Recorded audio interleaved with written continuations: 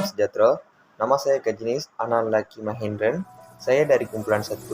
Dalam kumpulan 1 adalah 3 ahli panel, iaitu Arendran Anak Lelaki Selvam, Sarveswaran Anak Lelaki Satyamurthy, dan juga saya.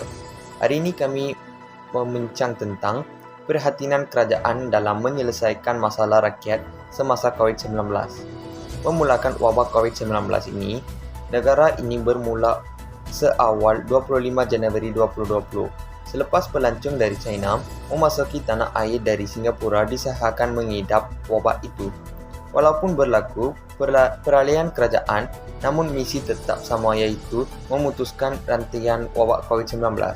Pelbagai inisiatif berdilaku kerajaan dalam memastikan bukan sahaja wabak ini dihapus segera, masalah kelangsungan hidup rakyat dapat diteruskan. Ini merupakan langkah yang telah diambil oleh kerajaan dalam mengenai wabak ini. Pada 16 Mac, Perdana Menteri Tan Sri Muhyiddin Yassin mengumumkan kerajaan memutuskan untuk melaksanakan PKP, iaitu Perintah Kawalan Pergerakan, mulai 18 hingga 31 Mac 2020 di seluruh negara. Pada ketika itu, Malaysia yang memasuki fase pembentukan akhir merekodkan kes 553 kes positif COVID-19. Majoriti kluster pelancongan dari China, dengan 12 individu dirawat di unit rawatan rapi ICU dan memerlukan bantuan pernafasan. Tan Sri Muhyiddin Yassin berkata Perintah Kawalan Pergerakan selama 14 hari iaitu dibuat mengikuti Akta Pencegahan dan Pelawatan Penyakit Berjangkit 1988 dan Akta Polis 1967. Katanya Perintah Kawalan Pergerakan ini membuktikan pertamanya larang menyerahkan pemegerakan dan pemimpinan ramai di seluruh negara, termasuk aktiviti keagamaan, sukan, sosial dan budaya. Mengakui situasi semasa di negara ini berkemungkinan menjadi lebih sukar tanggal 25 Mac 2020 menerusi 1% kas. Tan Sri Muhyiddin Yassin mengumumkan Perintah Kawalan Pergerakan akan dilanjutkan sehingga 14 April 2020. Menurut Tan Sri Muhyiddin Yassin, taklimat oleh Majlis Keselamatan Negara MKN menjangkakan perintah kes jika tidak sebarang tindakan diambil. Malah PKP fasa kedua ini juga diperkirakan dengan mengadakan waktu operasi premis perniagaan, restoran, gerai makanan, sistem minyak dan beberapa lagi sektor lain. Rakyat Malaysia dari pelbagai lapisan masyarakat yang terjejas akibat wabak COVID-19 akan menerima dan boleh memohon pelbagai bantuan serta inisiatif yang digariskan dalam pakej rangsaan ekonomi yang diumum kerajaan. Selain pakej rangsaan ekonomi bernilai 20 million yang diumum pada 27 Februari 2020, rakyat juga boleh menikmatkan pelbagai bantuan di bawah pakej rangsaan ekonomi perhatian rakyat yang diumum. Kedua pakej keseluruhan berjumlah 250 bilion bertujuan melindungi rakyat, menyokong perniagaan dan memperlukan ekonomi dalam menghadapi kes pandemik COVID-19. Terima kasih kepada moderator Gajinis untuk memberi peluang untuk saya dapat membincangkan tentang tajuk hari ini, iaitu kerajaan keprihatinan terhadap rakyat pada masa penularan COVID-19. Sebelum itu, nama saya Arendran Anak Lelaki Selvam dari kelas DKM 2A. Pertamanya, saya akan membincangkan terhadap banyak sektor yang akan membanggakan diri sendiri sebagai rakyat Malaysia, yang kerajaan mengambil langkah yang proaktif untuk memberi keselamatan kepada rakyat Malaysia, iaitu pada masa itu banyak rakyat menyusahkan diri dalam penyakit dan dalam bebanan wang. Pada masa itu, bekas Perdana Menteri Tan Sri Muhyiddin Yassin juga melaksanakan satu program prihatin untuk memberi bantuan kewangan kepada individu tersebut yang ada kelayakan, iaitu M40 dan B40. Ini yang sangat membantu rakyat kita untuk meneruskan kehidupan seharian. Seterusnya, rakyat juga sangat membanggakan diri sendiri dan kerajaan, iaitu memberi pemberian vaksin memulakan dengan dan Perdana Menteri Tan Sri Muhyiddin Yassin mendapat cucuk vaksin pertama di negara kita untuk memberi kepercayaan kepada rakyat untuk mendapatkan vaksin untuk memulakan dapat vaksinkan diri sendiri. Saya akan sangat membanggakan kerana sekarang ini 98% dapat kedua dosis vaksin tersebut. Ini yang sangat menjadikan saya gembira sebagai rakyat Malaysia terhadap kerajaan kita, keprihatinan terhadap rakyat negara kita. Seterusnya juga pada masa itu SOP yang paling ketat iaitu pemakaian pelitup muka mewajibkan di luar rumah mana-mana tempat, iaitu yang saya sangat membanggakan pada masa ini, sebab ini yang mengambil langkah proaktif untuk kita menjauhkan diri dalam COVID-19 dan 3S COVID-19. 3S langkah proaktif iaitu SOP, mencuci tangan, menjarakan diri sosial, pakai pelitup muka akan mewajibkan di mana-mana tempat. Kerajaan mengambil langkah yang sangat proaktif pada masa itu dan sekarang juga. Dan seterusnya, kerajaan bekerja sama dengan TNB untuk mengurangkan bil elektrik, untuk mengurangkan bebanan. Seterusnya, kerajaan mengecualikan rumah sewa untuk rakyat yang tidak mampu untuk membayar pada masa itu kepada 6 bulan, dan pelajar IPD juga dapat memberi RM200 untuk meneruskan pelajaran di IPD dalam talian. Ini yang saya akan sangat membanggakan. Seterusnya, saya akan mengkongsikan isi saya selepas panel servis mengkongsikan sebab tajuk ini. Selamat pagi dan selamat sejahtera kepada rakan-rakan sekalian, dan Tuan Izzat Amin bin Muhammad Nasir.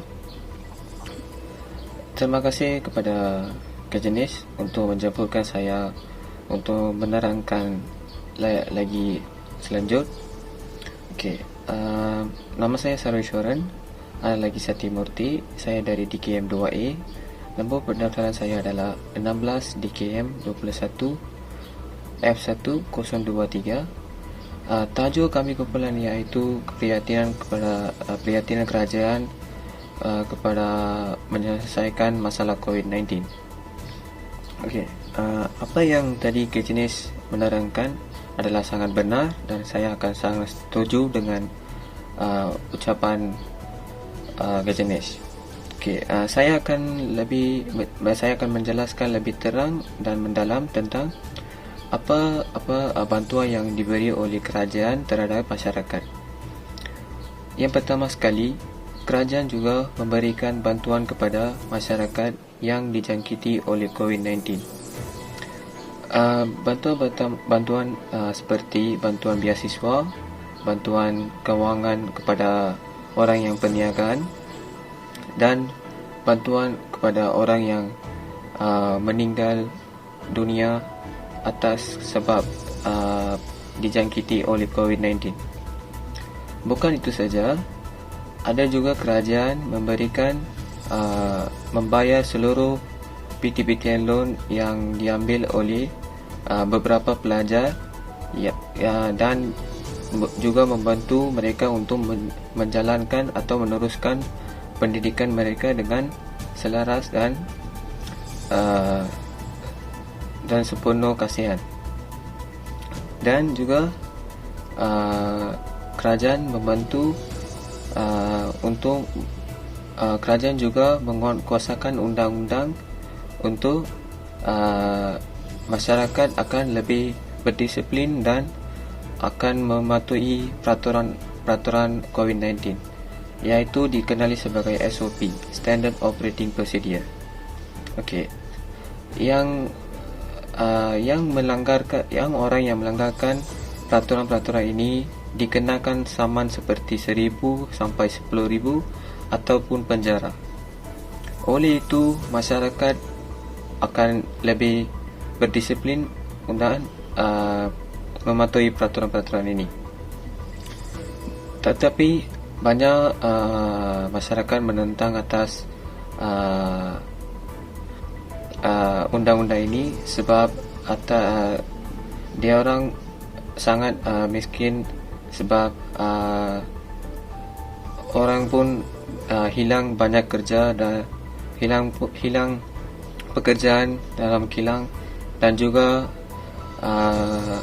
peniaga sendiri pun adalah sangat rugi sebab tak ada orang nak pergi ke kedai dan beli.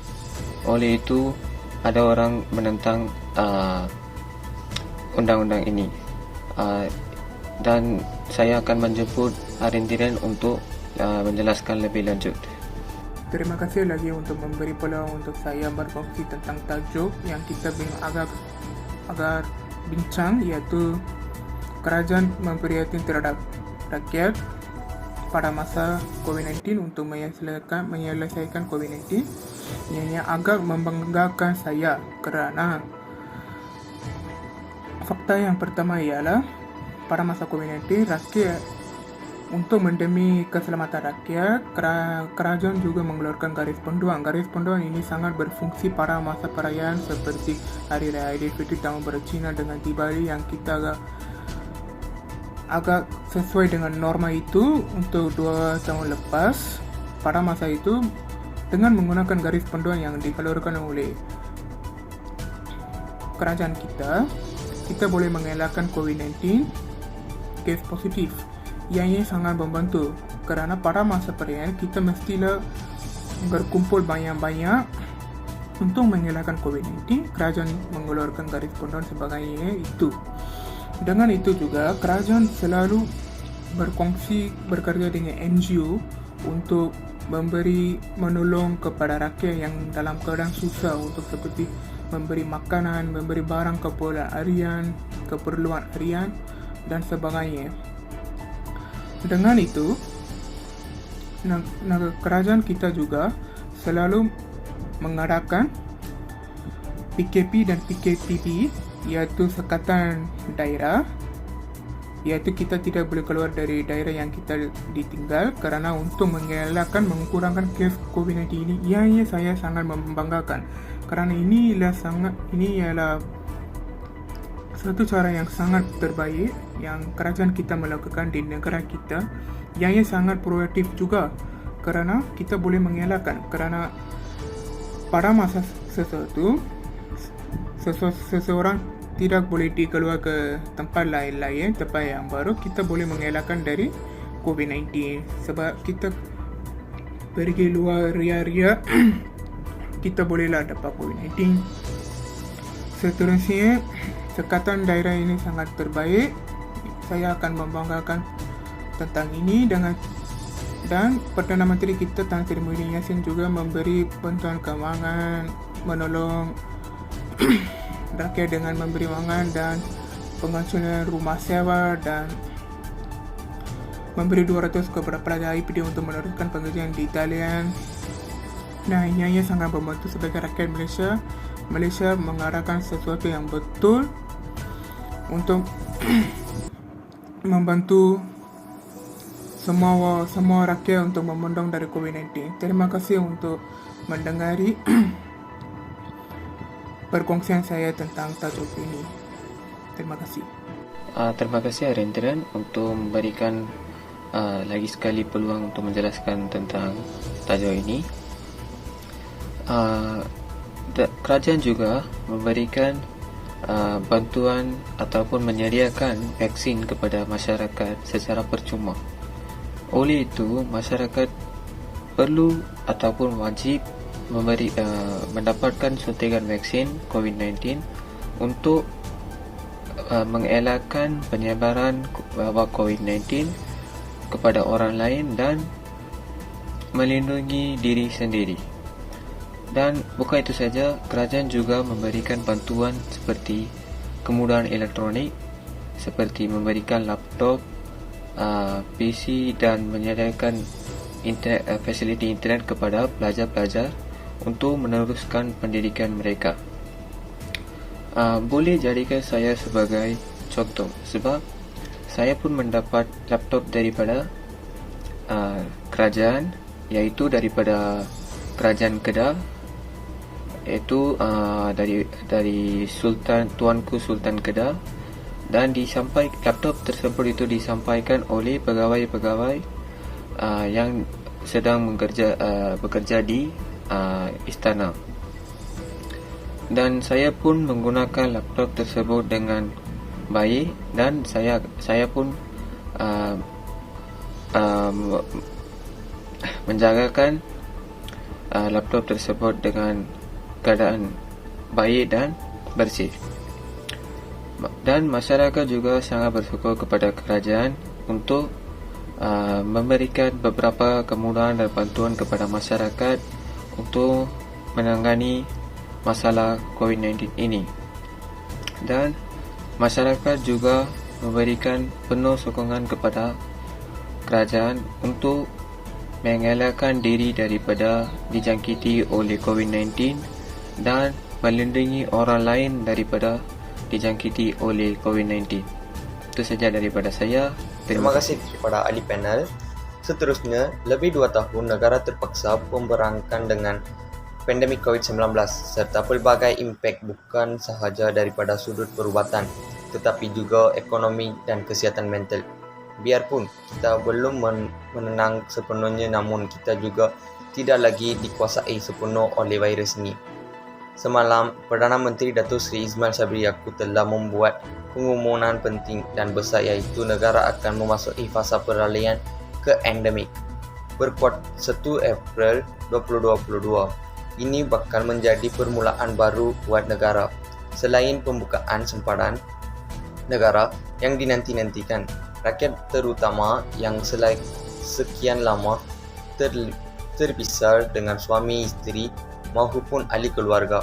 Penting juga kita semua ahli maklumat bahawa dalam fasa ini terhadap satu prosedur standard SOP dan 9 garis panduan, iaitu merupakan salah satu daripada 7 tongkat yang paling penting di fasa perkenaan, terutama dalam usaha negara menuju kehidupan yang hampir normal. Secara asalnya, satu SOP di fasa peralihan ke endemik ini telah memurahkan dari 181 SOP Plan Pemulihan Negara PPN. Biarkan hanya satu SOP, namun ialah masih akan dikuatkuasa di bawah Akta 342 bermula 1 April ini. Setinggi-tinggi pengarah kepada seluruh ahli keluarga Malaysia yang mendoakan setiap usaha kerajaan menangani COVID-19. Ini termasuklah mematuhi SOP serta mendapatkan suntikan vaksin dan dos pengalakan.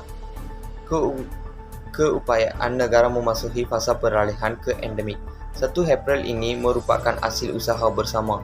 Marilah kita meneruskan moral yang baik ini demi melindungi diri dan insan tersayang daripada COVID-19. Terima kasih.